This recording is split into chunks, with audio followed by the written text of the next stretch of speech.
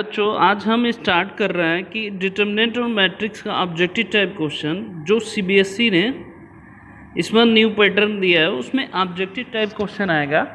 तो हम आज एक एक क्वेश्चन के बारे में डिस्कशन करेंगे कि आपको कैसे प्रिपरेशन करना है कि अच्छे स्कोर कर सकें।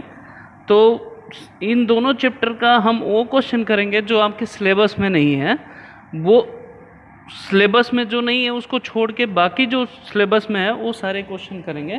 तो ध्यान से देखना और एक एक क्वेश्चन राइट डाउन कर लेना, कॉपी पे प्रैक्टिस कर लेना, आपको आसानी होगी। चलिए अभी स्टार्ट करते हैं। जैसे हम पहला क्वेश्चन है ऑब्जेक्टिव टाइप क्वेश्चन कर, if A is the square matrix order 3 का है, मॉड ए 4 है, तो मॉड 2a की वैल्यू बताना बेटा।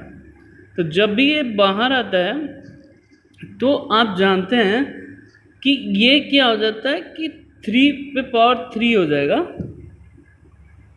मतलब 2 ऑर्डर का है। तो इससे हम क्या करेंगे, 2 है तो 2 हमारा क्या आ जाएगा, कॉमन आ जाएगा। तो आप इसको कॉमन लेंगे तो 3 ऑर्डर का 2/3 इंटू मॉड ए आ जाएगा। तो 2/3 कितना होता है, 8 into 4 8 32 is the right answer. इसका मतलब b is the right answer. Clear है, यहाँ तक समझ में आ गया बच्चों। अब आप देखो, if the A is the square matrix order 3 का है, एडजॉइंट ए इक्वल टू 25 है, तो मॉड ए की वैल्यू, तो एडजॉइंट ए इक्वल टू, इसका फॉर्मूला पड़ा है mod A to power n-1 होता है। तो इसकी वैल्यू 25 है, तो यहाँ मॉड ए का स्क्वायर हो जाएगा, तो मॉड ए इक्वल टू कितना हो जाएगा, +-5। तो C is the right answer होगा। क्लियर है, तो इस तरह ऑब्जेक्टिव क्वेश्चन आपको करना है। अब थर्ड का कर है, थर्ड में आप देखेंगे कि इसका ट्रांसपोज आइडेंटिटी की इक्वल है, तो a प्लस ए ट्रांसपोज है। आप जानते हैं ए हमारा दे रखा है cos alpha minus sine alpha minus sine alpha, यहाँ प्लस साइन अल्फा है, यहाँ कॉस अल्फा है। प्लस करना है ट्रांसपोज का, तो आप जानते हैं ये कॉस अल्फा हो जाएगा, ये माइनस साइन अल्फा हो जाएगा, ये क्या हो जाएगा, साइन अल्फा हो जाएगा, रो को कॉलम हो जाता है, कॉस अल्फा हो जाएगा। अब दोनों को ऐड करेंगे तो क्या आएगा, 2 कॉस अल्फा, यहाँ 0 यहाँ 0 यहाँ 2 कॉस अल्फा, इक्वल टू किसके रखना था बेटा आइडेंटिटी, 0 0 1। तो 2 कॉस अल्फा इक्वल टू 1, तो कॉस अल्फा इक्वल टू कितना हो जाएगा, 1/2। तो कितने डिग्री की वैल्यू 1/2 होता है, 60 का होता है, तो π/3 इज द राइट आंसर हुआ। तो ये थर्ड क्वेश्चन हमका मतलब ऐसे करेंगे। क्लियर है। अब फोर्थ क्वेश्चन देखो जो ऑब्जेक्टिव टाइप पूछा गया, इसमें x की वैल्यू बताना है, तो क्रॉस मल्टीप्लिकेशन करिए, तो ये कितना हो जाएगा, 2x² minus 40 is equal to, यहाँ करिए 18 + 14 हो जाएगा। तो यहाँ हो जाएगा 2x², यहाँ देखिए कितना है, 32 + 40, तो इसका मतलब 2x² इक्वल टू कितना हो जाएगा, 72। तो x² इक्वल टू 36, तो x इक्वल टू क्या हो जाएगा, +-6 इज द राइट। अगर वैसे भी करना है तो प्लस माइनस इसमें आएगा, क्वाड्रेटिक इसी में, बाकी सिंगल वैल्यू दे रखा है। तो ये चीज़ें आप ध्यान रखिए, वैसे भी इसका आंसर निकल सकता है। क्वेश्चन नंबर 4 आपका ऐसे होगा। क्लियर है। अब बढ़ते हैं आगे। क्वेश्चन नंबर 5 की देखिए, कर है कि the total number of possible of matrix order 3x3 का 2 और 1 है। इसमें कितने नंबर ऑर्डर है, 2 नंबर लिख सकते हैं, या तो 2 या तो 1 लिख सकते हैं। और कितने ऑर्डर का है, 3x3, तो 2 पे पावर 3x3, तो 2 पावर 9 कितना होता है, 552 होता है, इज द राइट आंसर होगा। क्लियर है। अब देखिए ए इज द स्क्वायर मैट्रिक्स है, यहाँ i माइनस ए का होल क्यूब, i प्लस, तो आप इसका आइडेंटिटी लगा सकते हैं, a cube plus b cube का फार्मूला क्या होता है, a plus b, a² plus b² minus a b होता है। एक तो ऐसे कर सकते हैं, नहीं तो डायरेक्ट a प्लस बी का होल क्यूब का फार्मूला लगा दीजिए, क्या होता है, a cube b cube plus 3a² b plus 3ab², ये हो सकता है। तो हम डायरेक्ट लगा रहे हैं, फॉर्मूला ये लगा सकते हैं चाहे ये लगा सकते हैं, कोई फ्री है तो हम नीचे वाले से कर रहे हैं, इसको सॉल्व कर रहे हैं। तो देखिए 6 का, तो इसका होल क्यूब करेंगे तो क्या आएगा, ए क्यूब, 1 का क्यूब 1, आइडेंटिटी का क्यूब ये होगा, -3a² आइडेंटिटी प्लस क्या आ जाएगा 3a आइडेंटिटी स्क्वायर, फिर प्लस करके ऐसे ही है, इसमें लिखना है ए क्यूब प्लस आई क्यूब, यहाँ माइनस होगा, यहाँ देखिए माइनस प्लस 3a² आइडेंटिटी, यहाँ plus 3a identity square -7a। तो जब दोनों को ऐड करेंगे तो ये कैंसिल हो गया, ये कैंसिल हो गया। अब आप देखेंगे ये दोनों कैंसिल हो गया, तो कैंसिल हो गया तो यहाँ कितना आया 2a क्यूब, यहाँ 3 + 3 कितना होता है 6a हो गया, -7a हो जाए। आइडेंटिटी से मल्टीप्लाई करेंगे तो क्या होगा, आइडेंटिटी होता है, तो इसको लिख सकते हैं a² × a लिख सकते हैं, ए क्यूब को।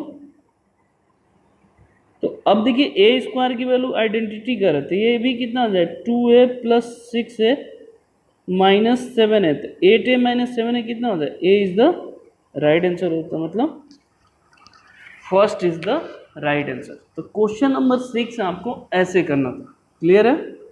अब देखिए नेक्स्ट जो क्वेश्चन है, एरिया ऑफ ट्रायंगल निकालना है, इसमें पॉइंट दे रखा था, एरिया ऑफ ट्रायंगल 35 लिखेंगे, फार्मूला हमारा x1 y1 होता है, मैं लिख देता हूँ x1 y1 1 होता है, x2 y2 1 होता है, x3 y3 1 होता है, और हाफ यहाँ होता है, यही एरिया ऑफ ट्रायंगल का फार्मूला होता है।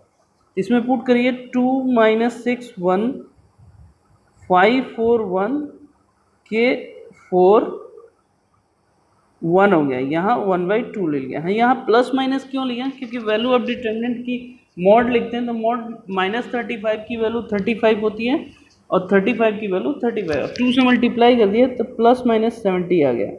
अब इसको सॉल्व करते हैं, 2 को जैसे वैल्यू ऑफ डिटरमिनेंट निकालते हैं, 4 - 4 0 हो गया, माइनस माइनस +6 हो जाएगा, ये 5 - k आ जाएगा, फिर क्या आएगा प्लस 5 - k, अब +1 रखिए, ये कितना 20 - 4k हो जाएगा। अब इसको सॉल्व कर लिए, तो पहले प्लस ले लेते हैं, 70 = 30 - 5k + 20 - 4k। तो यहाँ देखिए 30 + 20 50 इधर आएगा, तो 70 में से माइनस करें, 20 = -9k, तो k = कितना आ जाएगा 20/9k। तो इस तरह इसकी वैल्यू निकाल सकते हैं और k की वैल्यू, इसका आंसर निकाल सकते हैं। तो थर्ड में हमें 7 क्वेश्चन में क्या करना है कि वैल्यू ऑफ डिटरमिनेंट इसकी निकाल के फिर देख लेना है कि प्लस रखने पे कितना आ रहा है, माइनस रखने पे इसकी वैल्यू कितना आ रहा है। क्लियर है, आगे चलते हैं। अब देखिए यहाँ कर रहा है कि A is the square matrix 3 order, mod A की वैल्यू 4 है, तो एडजॉइंट A की वैल्यू, तो आप जानते हैं एडजॉइंट A = जो होता है मॉड A⁴n-1 होता है, इसकी वैल्यू 4 है, ऑर्डर 3 का है, तो 4 का होल स्क्वायर कितना होगा 16 is the right answer, C is the right answer. ठीक है, समझ में आ गया। अब कह रहा है कि 9th क्वेश्चन कह रहा है, let A be the 5x7 matrix है, कर then the each column A contain, मतलब एक कॉलम में ईच कॉलम में, मतलब इसका मतलब कितना है 5x7 है, तो ये रो होता है, ये हमारा क्या होता है कॉलम होता है, तो 7 एलिमेंट, पहला रो होता है, दूसरा हमारा कॉलम होता है। क्लियर है। 10th का हमने formula, if A is the square matrix order n है, then the A × adjoint A is equal to A adjoint A equal to आपका होता है मॉड A आइडेंटिटी होता है बेटा, A is the right answer होगा। तो ये ऑब्जेक्टिव टाइप का क्वेश्चन था, इसी तरह पूछे जाते हैं, इस चीज़ को आप समझिएगा और कॉपी में राइट डाउन कर लीजिएगा। आगे चलते हैं।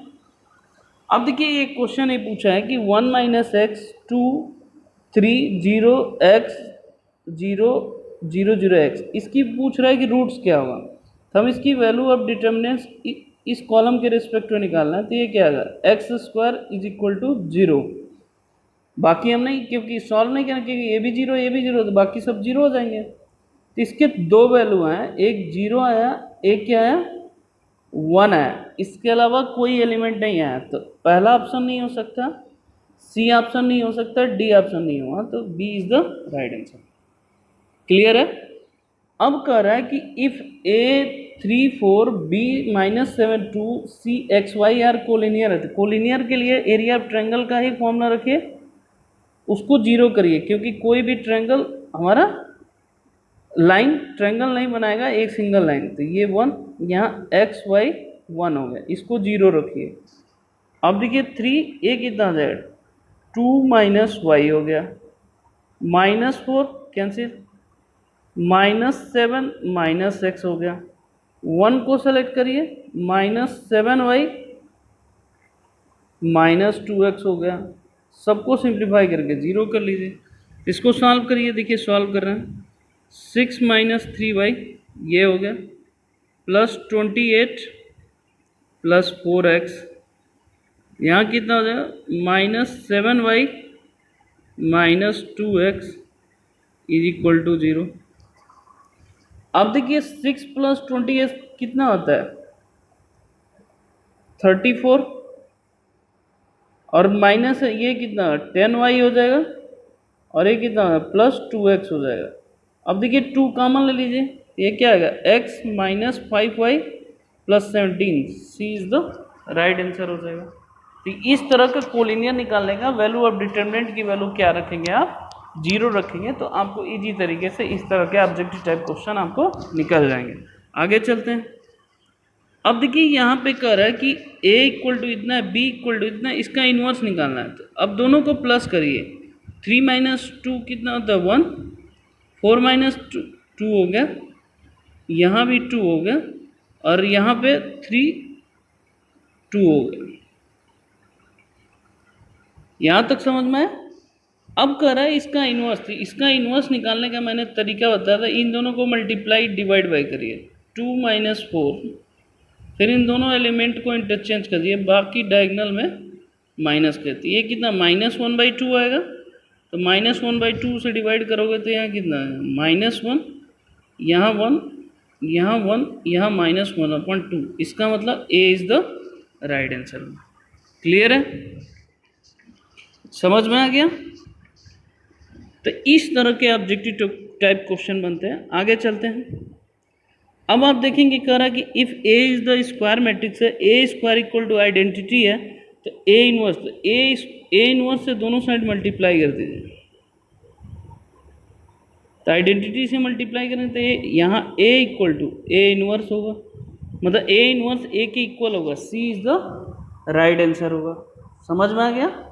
अब ऐसे ही यहाँ देखिए इसकी वैल्यू निकालना है, वैल्यू ऑफ डिटरमिनेंट निकालना है। यहाँ एक्स वाई कर दिया, यहाँ 11 22 कर दिया, इसी को अब यहाँ आ गया 1 -2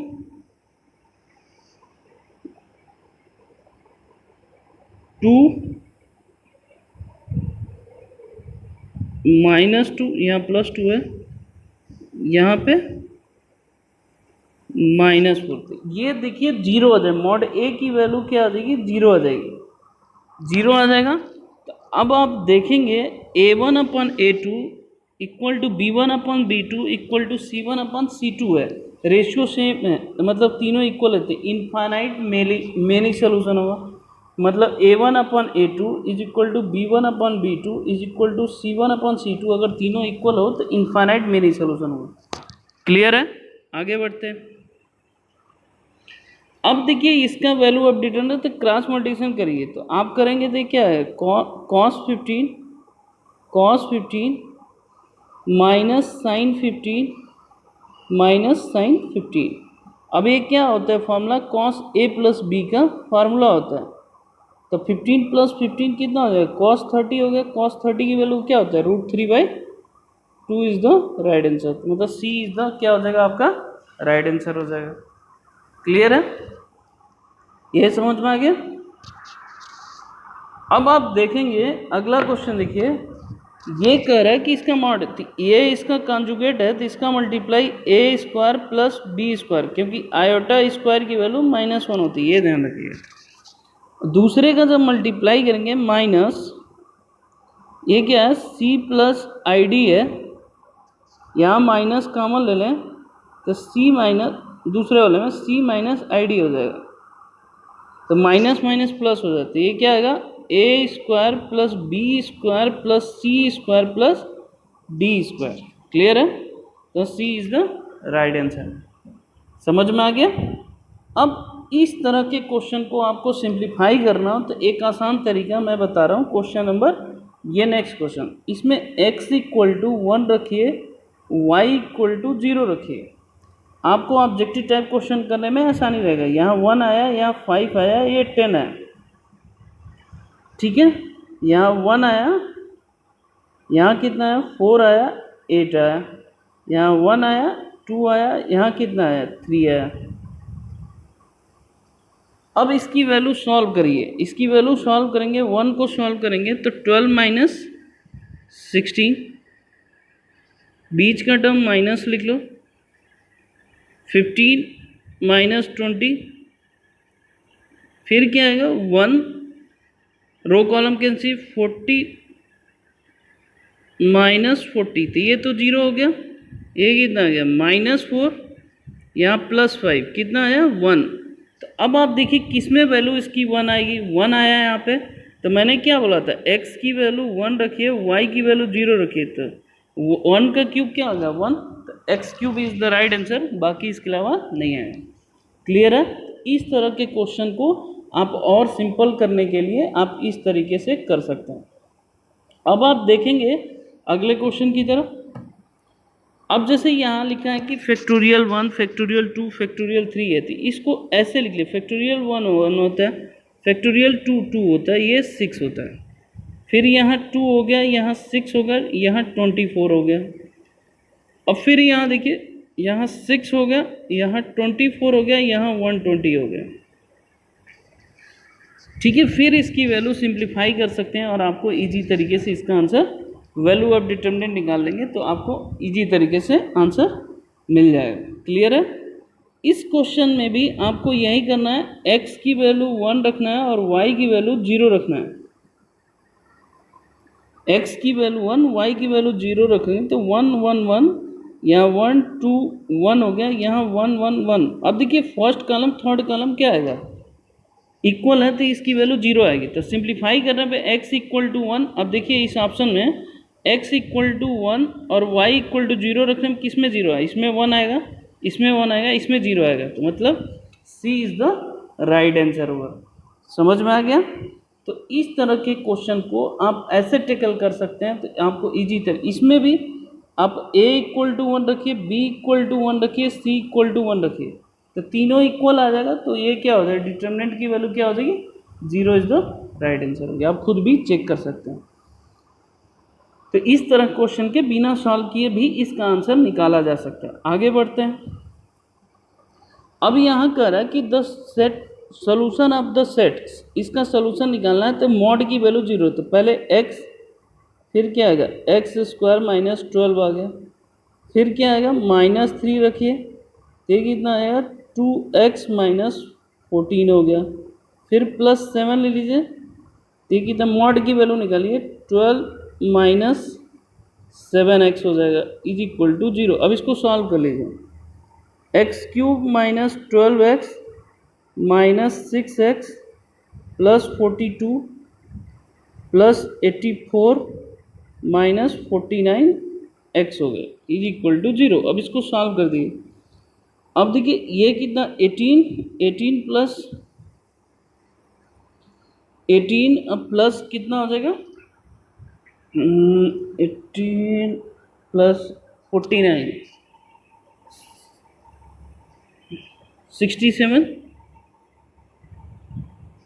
और ये कितना है x हो गया, फिर प्लस 6 126 इज इक्वल टू 0। अब इसमें रख के वैल्यू चेक कर सकते हैं कि कौन से वैल्यू रखने पे सेटिस्फाई कर रहा है पहला, ठीक है। तो वो हमारा आंसर होता जाएगा। ठीक है, वैसे इसका आंसर आएगा नन ऑफ दिस, कोई फैक्टर नहीं बनेगा, आप खुद भी चेक कर सकते हो। क्लियर है।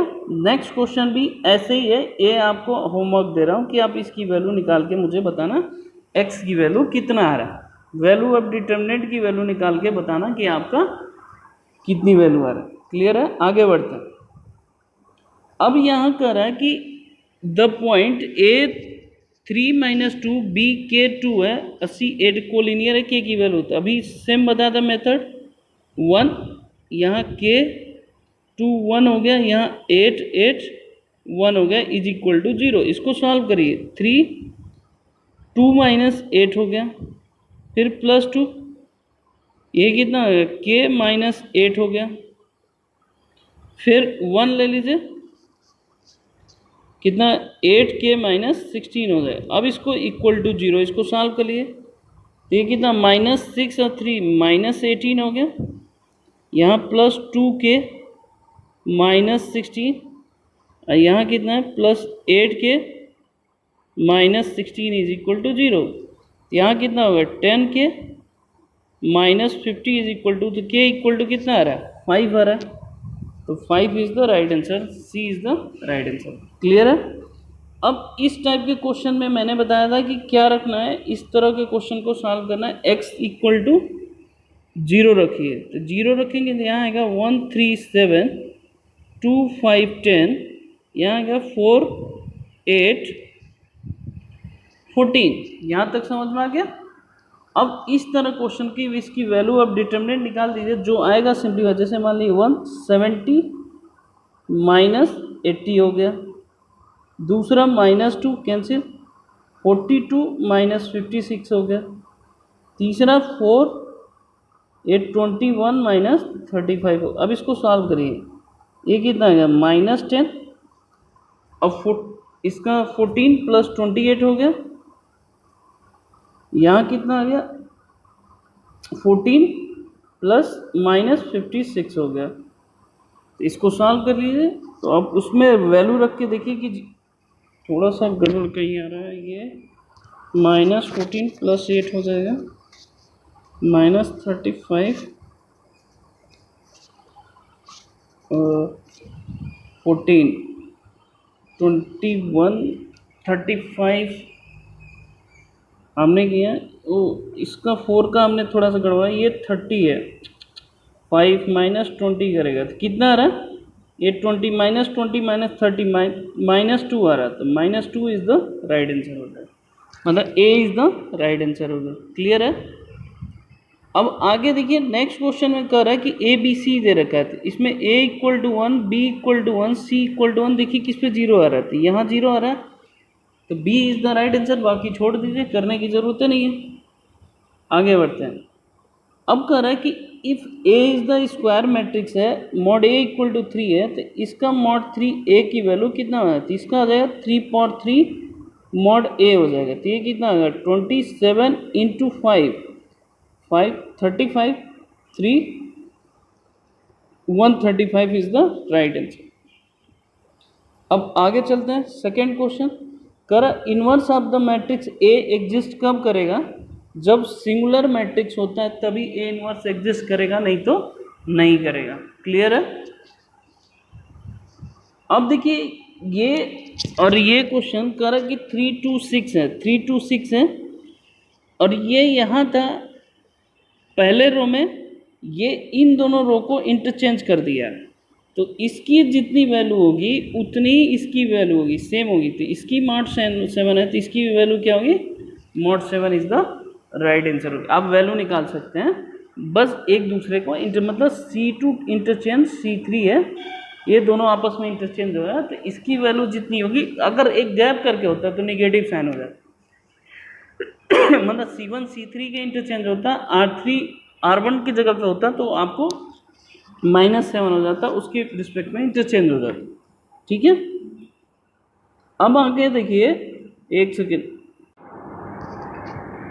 सॉरी थोड़ा सा डिस्टर्ब, खांसी आ रहा था मुझे। अब इसके देखिए a स्क्वायर निकालना था, a × a देखिए निकालिए, 2164 है, इसका 2164 है, अब मल्टीप्लाई करिए तो ये 2 2 जो 4 प्लस 6 आ गया, फिर क्या आएगा 2 प्लस 4 हो गया, फिर 12 प्लस 24 हो गया, फिर 6 प्लस 16 हो गया। इसको सॉल्व करिए, ये कितना आ गया 10 6 36, यहाँ 22 हो गया, प्लस ए कर रहा है, ए मतलब ईच एलिमेंट से मल्टीप्लाई 2a, ठीक है।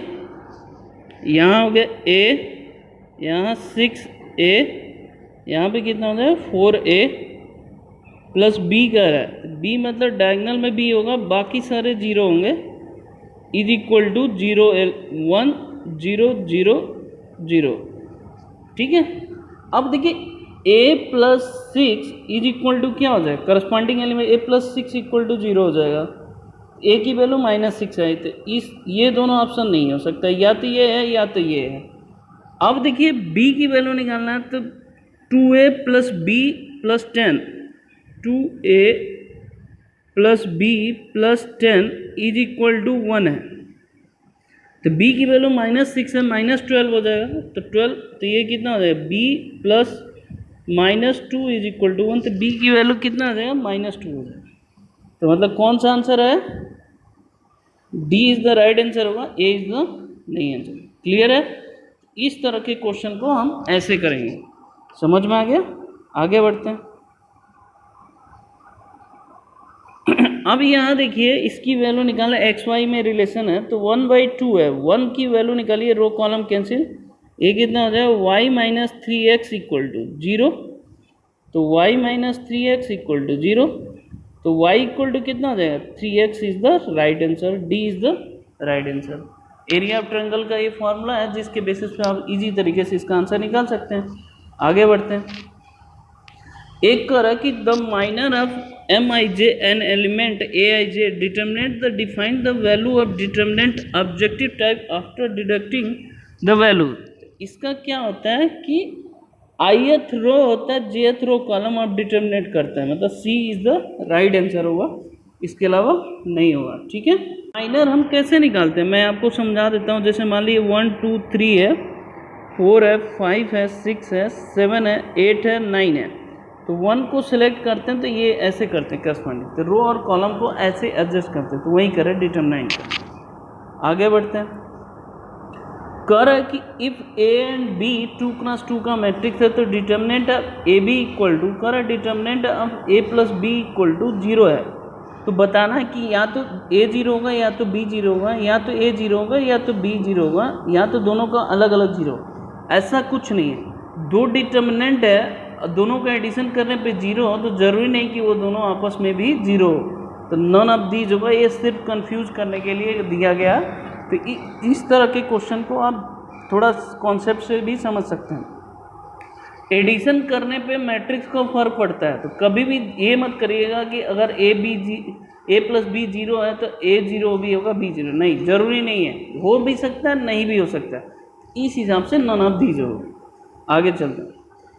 अब कह रहा है कि A mod 3a equal to इतना के मॉड ए है, तो अभी मैंने बताया था 3a इक्वल टू क्या होता है 3 पावर 3 मॉड ए हो जाएगा, तो इसका कितना हो जाएगा 27 mod A is the right answer हो जाएगा। आगे बढ़ते हैं। अब यहाँ कर रहा है a system of linear equation ax equal to b है, is set to B inconsistent कर रहा है। इनकंसिस्टेंट का मतलब मॉड ए की वैल्यू क्या होगा 0 होगा, ठीक है। तो यूनिक सोल्यूशन तो होगा नहीं, यूनिक सोल्यूशन होगा नहीं, इनफाइनाइट सोल्यूशन में भी चेक कर सकते हैं, तो इनफाइनाइट सोल्यूशन भी नहीं है तो नो सोल्यूशन होगा, उस वैल्यू की वैल्यू नहीं निकाल सकते हैं, या तो ये होगा या तो ये होगा, इसमें दोनों ऑप्शन बन सकते हैं अकॉर्डिंग टू कंडीशन। इनकंसिस्टेंट कर रहा है तो मॉड ए की वैल्यू 0 हो सकता है, ट्रिवियल सोल्यूशन मतलब इनफाइनाइट में नहीं सोल्यूशन हो सकता है, ठीक है। आगे चलते हैं।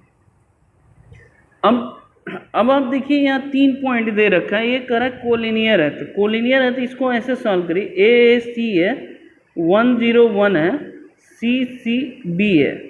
अब इसको सॉल्व करिए, तो ए का हम वैल्यू लेंगे तो कितना आएगा 0 माइनस सी, फिर आएगा ए का सॉल्व करते हैं, रो कॉलम कैंसिल, तो बी माइनस सी आ गया, फिर सी हम लेते हैं, ये कितना है, सी माइनस जीरो हो गया इज इक्वल टू ये कितना हो गया माइनस ए सी और ये plus a b minus a c c square है। ठीक है, तो अब आप देखेंगे कि ये कितना हो जाएगा, ओ सॉरी बीच का टर्म हमने माइनस नहीं लिखा है यहाँ पे, ये माइनस ए बी हो जाएगा और प्लस ए सी, ये कैंसिल हो जाएगा। ठीक है, रो कॉलम कैंसिल करेंगे तो ये क्या आ जाएगा, सी स्क्वायर इक्वल टू क्या आ रहा है, ए बी आ रहा है। तो ये ध्यान रखिएगा कौन सा होगा, ए बी सी, सॉरी ये C square equal to A B आएगा, ना कि A B C G P में होगा। आगे बढ़ते हैं।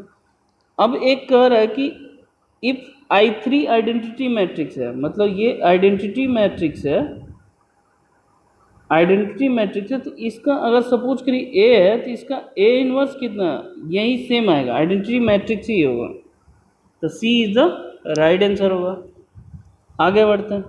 अब करें following the system of equation बताना है, तो आप जानते हैं इसकी वैल्यू निकालिए 1 1 1 3 4 3 3 3 4, इसकी वैल्यू पहले सॉल्व करो। 1 16 माइनस 9 हो गया, minus 3 cancel, row column cancel, 4 minus 3 हो गया बेटा, फिर plus 3 3 minus 4 is equal to 0 हो गया। अब ये कितना हो गया 7 माइनस 3 और माइनस 3, इसका मतलब 1 mod equal to not equal to 0 आ रहा है, तो इसका क्या होगा, यूनिक सोल्यूशन होगा। ठीक है, अगर मॉड ए की वैल्यू 0 आता तो हमारा क्या आता है, इनफाइनाइट सोल्यूशन होता। अगर मॉड ए की वैल्यू नॉट इक्वल टू 0 आ रहा है तो क्या होगा, यूनिक सोल्यूशन होगा। आगे बढ़ते हैं। सेम क्वेश्चन इसी कॉन्सेप्ट पे है।